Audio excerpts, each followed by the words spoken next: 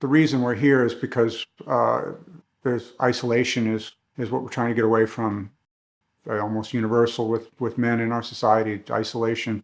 And I feel it quite a bit. And I've had really bad problems with it in the past, coming into depression and this kind of thing. So the primary reason really was that I was having a lot of trouble. I was 49 years old and had been through a lot of relationships. One of my last relationship was a really rocky one.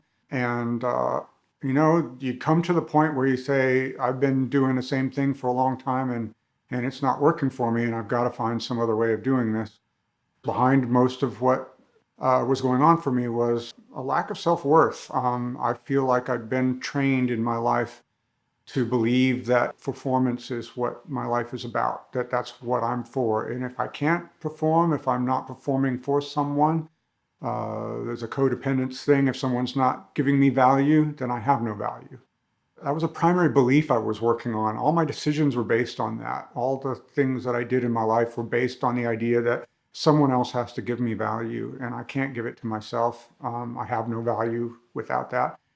All the really important things in our life basically are really simple and really difficult at the same time. You're dealing with all the stuff that's happened over the 50 years of your life. You're not going to be able to defeat that in one weekend or one workshop.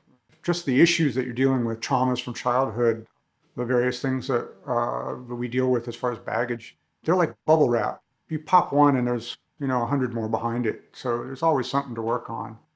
And that's basically why I'm here. Why I keep coming to this is I know that I know that I need a company of other men to continue showing me that I have value.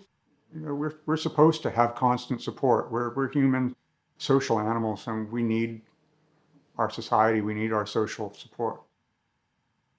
Oh well, I try not to wonder too much, but I might not be here at all. That I might not be on this earth. It could have saved my life. Very likely saved my life. The depression and the isolation at the point where, especially coming into middle age, I'm not as marketable in my work. I'm not as physically able to do things. I don't think I'm as attractive as I was when I was younger. All the things that I base my value on are going away.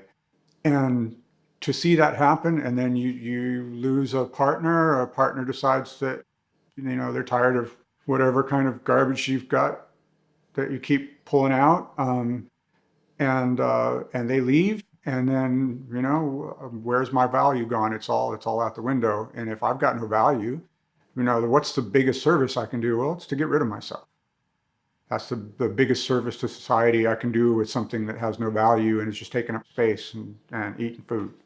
And I was real close to that at a few points before I started and a breakthrough. So. And I could see if I let myself fall into isolation again, I could see myself headed back that direction. And that's a place I don't want to be again. Yeah, if you're still breathing, then you've got a chance. So for me, it was, as soon as I started seeing just this little glimmer of hope that there was something other than what I'd been dealing with, that was all the change in the world right there. That says, oh, things can be different. They don't have to be the way that they've always been.